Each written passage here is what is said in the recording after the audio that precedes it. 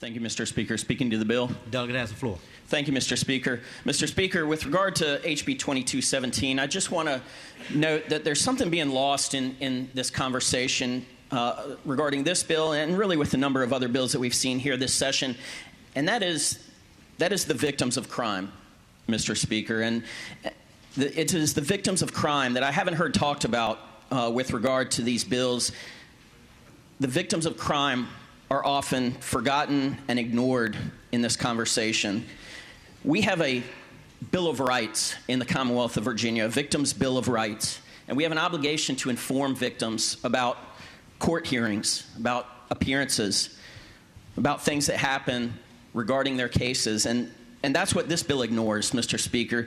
There's no requirement in this bill before an individual is released on bail to notify the Commonwealth. It's the Commonwealth's responsibility to notify the victims in the Victims' Bill of Rights. And therefore, there's every possibility that if this bill were to pass, that an offender could be released without any notification whatsoever to the victim.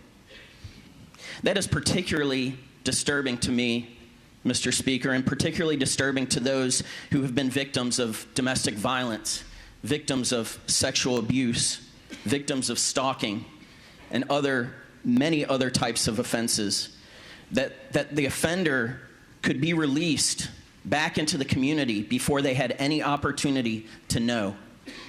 And Mr. Speaker, that is why I would urge my colleagues to vote no on HB 2217. Thank you, Mr. Speaker.